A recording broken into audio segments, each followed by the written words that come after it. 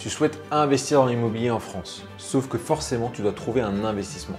Alors comment faire pour trouver un investissement rentable en tant qu'expatrié et non résident? On va voir ça tout de suite dans cette vidéo. Juste avant, abonne-toi à ma chaîne, je sors une vidéo par semaine et tu seras au courant de toute l'actualité de l'immobilier pour les expatriés. La première chose, tu dois déterminer ton budget et tes objectifs. Ça va ensemble. Nécessairement, en fonction de ton budget et tes objectifs, l'investissement immobilier va en découler, c'est-à-dire la stratégie et le ratio effort. C'est donc essentiel de dès le début déterminer tes objectifs avant même de commencer une recherche. Sinon, si tu commences à rechercher un bien sans objectif, tu vas naviguer à perte et donc tu ne vas pas y arriver. C'est tout l'importance de déterminer tes objectifs. Pour le budget, nécessairement, en fonction de ta capacité d'emprunt, en fonction de ton taux d'endettement, là également, ce sont deux facteurs qui vont jouer à ta faveur ou à ta défaveur pour investir. Si tu n'as encore pas investi dans l'immobilier, alors là, il va falloir aller vers des choses un peu plus simples, peut-être surtout au début. En tout cas, c'est ce que je conseille, sauf si tu es très ambitieux et tu veux aller très vite. Maintenant, la deuxième chose, et c'est ça l'essence d'une recherche d'un bien, c'est étudier le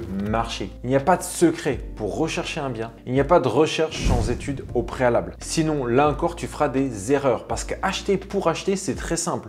Tout le monde peut acheter un bien dans l'immobilier. Sauf que la réalité, une fois de plus, c'est que plus de 90% des gens qui achètent et qui investissent font des investissements qui ne sont pas rentables. Et en tant qu'expatrié non résident, je pense que ce pourcentage-là va aller encore beaucoup plus au-delà. Et donc l'étude de marché, c'est primordial. Pourquoi ? Parce que les expats et les non-résidents que nous sommes, on se fait plumer. Nous sommes le roi des pigeons. Les agences clés en main, les chasseurs de biens, les courtiers, tous, ils se gavent sur notre dos. Alors tous, j'exagère, mais il y a une réalité derrière. Et en effet, nous, avec nos revenus peut-être plus importants, avec une situation peut-être plus complexe, derrière, il y a un prix que certains sont prêts à nous faire payer. Et il faut donc combattre cela. D'où l'importance de faire une étude du marché sérieuse. Et ça, c'est l'un des phénomènes que je vois énormément. C'est peut-être l'erreur numéro 1 que font tous les expats et les non-résidents. Tu achètes trop cher. Beaucoup trop cher. Et derrière, ça te crée des problèmes. Un bien trop cher, c'est un bien qui ne se vendra pas au prix que tu l'as acheté. C'est un bien qui ne se louera pas au loyer que tu voudrais ou alors il se louera au prix que tu le souhaites, mais ta rentabilité sera considérablement affectée. Tu seras quelque part pris à la gorge, ta mensualité sera très haute. Ça pourra même te créer des soucis, t'empêcher de dormir, faire des nuits blanches, etc. Et donc, n'achète pas trop cher. Le pendant de ne pas acheter trop cher, c'est forcément étudier le marché. Je l'ai dit et je le répète. Alors comment faire pour étudier le marché? Il y a plusieurs choses. De nos jours, il y a plein d'outils pour étudier le marché. C'est d'ailleurs ce que je mets à disposition à tous mes participants. C'est une liste d'outils et on le voit également dans mon accompagnement. Alors parmi tous les outils qui existent, il y en a 3 qui sont très simples et très abordables pour commencer. L'un des outils très simples, c'est Meilleur Agent. Tout simplement ce site-là, meilleuragent.com ou .fr. Tu vas pouvoir regarder le prix au mètre carré. Tu peux avoir une étude du loyer au mètre carré. Tu peux avoir une étude de la densification de la population par mètre carré, etc. Et donc, tu vas être mis au courant très facilement et très simplement du bien immobilier et de son marché. La deuxième chose, c'est un autre site qui s'appelle DVF. Et là, tu peux voir l'historique des biens. Ce que je veux dire par là, c'est les ventes, les prix de vente qui ont lieu même dans ta rue. Et là, tu pourras voir si oui ou non tu te fais pigeonner, si tu te fais avoir, si tu achètes trop cher en comparant. Et là encore, juste une petite précision, il y a plusieurs types d'analyses. Il y a l'analyse de comparaison quand on fait une étude de marché, donc comparer un bien plutôt qu'un autre, voir quels sont les avantages et si le prix en vaut la chandelle par rapport au bien X et au bien Y. Deuxièmement, il y a une étude tout simplement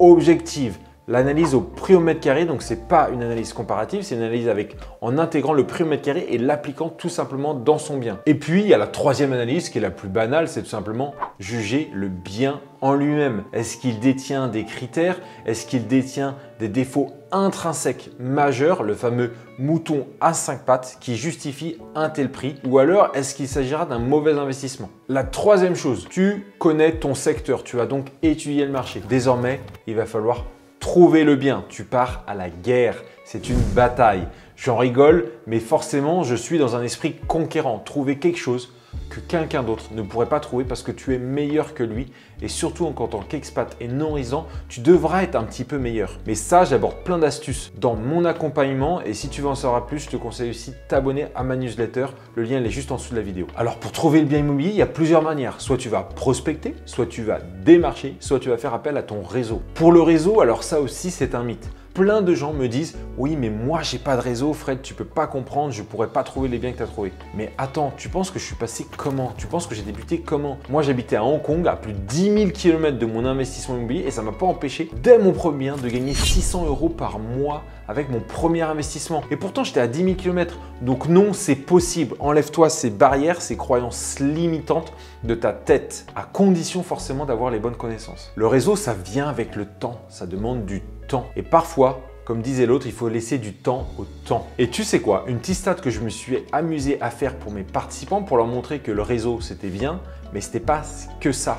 C'était pas que la réalité. Plus de 70% de mes biens, je les ai trouvés non pas par mon réseau, mais par de la prospection classique. Et donc, c'est possible. Pour la prospection, c'est tout simplement aller voir les annonces immobilières. 70% de mes biens, c'est énorme. Ça veut dire que 7 biens sur 10, c'est via ma prospection, via mon travail. Et seulement après, 3 biens sont venus vers mon réseau. Alors, je pense qu'avec le futur, avec le temps, ce pourcentage-là risque de s'inverser ou de s'équilibrer. Mais au début, ne compte pas sur le réseau, même si ça se développe. Tu peux très bien contacter des proches, en parler à ton entourage que tu souhaites investir en immobilier, on ne sait jamais, contacter des notaires, des agents immobiliers et petit à petit, c'est comme ça que tu créeras ton réseau. Alors, il y a un truc que je n'ai pas dit, mais forcément, avant de rechercher un bien, tu dois penser à ce que tu souhaites faire, tu dois penser au type de bien que tu cherches et au type de location que tu cherches. Sans ça, tu seras brouillon et tu ne sauras pas où aller. Et ça va de pair avec la détermination de tes objectifs et ton budget. Et pense-y en premier lieu avec le premier point.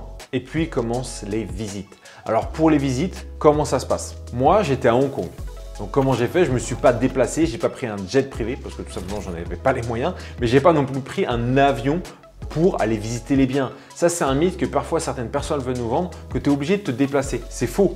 Une fois de plus, si je devais faire des statistiques, je pense que sur 95% de mes biens, je les ai jamais visités physiquement. Et pour autant, j'ai gagné plus d'1 million d'euros dans l'immobilier et j'ai des loyers de plus de 200 000 € dans l'immobilier et je n'ai à ce stade encore jamais perdu d'argent.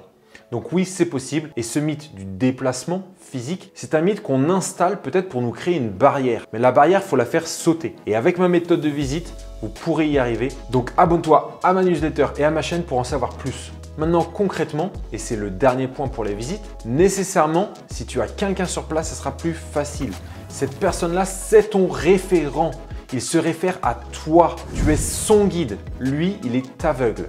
Et donc, à partir de là, moi, ce que j'avais fait dès le début quand j'étais à Hong Kong, j'avais créé une liste de biens potentiellement intéressantes. J'avais contacté les agents immobiliers. Je te dirai dans une vidéo comment je fais pour les contacter en habitant à l'étranger. Une fois que je les ai contactés, je décide si oui ou non le bien il est intéressant ou pas intéressant. Et évidemment, la plupart des biens dans ta liste ne seront pas intéressants. Sinon, ça serait trop facile.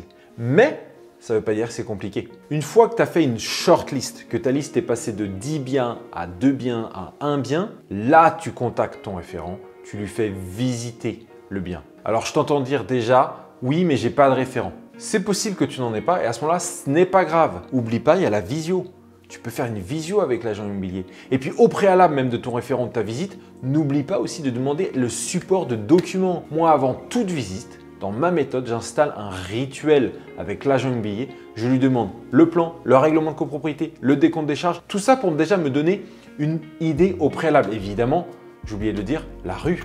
La rue, tu peux regarder Google Maps. Google Maps, ça va devenir ton meilleur ami. Tu pourras regarder l'emplacement, les environs du bien immobilier, te faire donc une bonne idée si oui ou non c'est une zone sensible, c'est une zone avec intérêt. Et tous ces éléments-là, le plan, ça va te permettre de te projeter. De projeter pour un potentiel réaménagement, te projeter pour voir si ça te plaît, s'il y a des problèmes inhérents et à ce moment-là, next. Et pareil, le décompte, ça te permettra de faire une analyse financière de la rentabilité au préalable avant même de visiter. Le prix du bien et le coût, c'est important, mais les charges du bien, c'est aussi important. Le but de toute cette méthode-là, c'est d'optimiser ta recherche pour limiter un maximum le nombre de visites, sauf si tu as un référent très performant sur place, mais sinon, tu réduis petit à petit ta liste de biens à visiter pour avoir, comme un peu la loi de Pareto, un ratio très intéressant, c'est-à-dire une liste de biens très exclusive que tu as shortlisté pour maximiser ta recherche et limiter au maximum les déplacements si tu te déplaces, notamment pour les non-résidents frontaliers, ou alors les dérangements éventuels et pour aussi optimiser ton temps parce qu'il est précieux. Je suis Frédéric d'Immo pour Expat et j'aide les expatriés et les non-résidents français à investir dans l'immobilier en France. Dis-moi en commentaire ce que tu penses de cette vidéo et si tu as une autre